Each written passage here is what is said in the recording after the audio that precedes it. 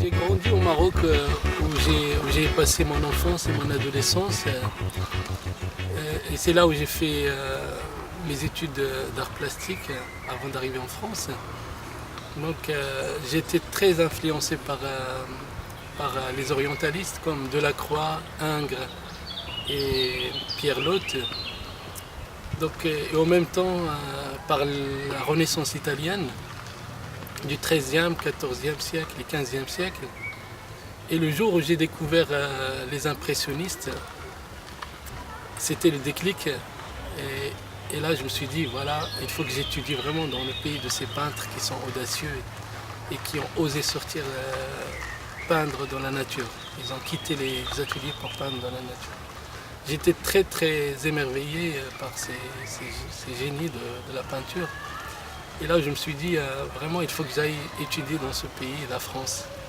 Arrivé en France, à Strasbourg, j'ai découvert une ville vraiment chargée d'histoire. J'ai commencé mes études d'art plastique et là, j'ai découvert d'autres mouvements, d'autres styles, etc. Donc, j'ai découvert l'art abstrait, j'ai découvert l'art conceptuel, les installations et d'autres mouvements. Et franchement, c'est là où je me suis dit vraiment, il faut que je développe un peu ma culture visuelle. Donc j'ai commencé vraiment à creuser un peu plus loin, donc j'ai développé une touche personnelle, donc j'ai commencé vraiment à m'intéresser beaucoup à l'art abstrait, etc. J'ai trouvé que c'est très intéressant quand même de s'exprimer avec des formes et les couleurs. Et petit à petit, j'ai abandonné l'art figuratif. Et la richesse de la calligraphie ont toujours alimenté mon travail personnel. Et je me suis interrogé à des degrés divers sur la dimension esthétique, sémantique et symbolique de ces deux entités.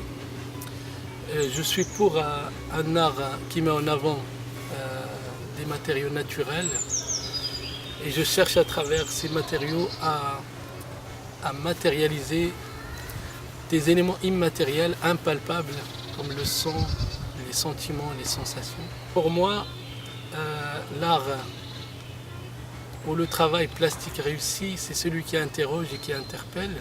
J'essaye à mon niveau de ne pas imposer à tout un chacun une lecture ou un regard particulier.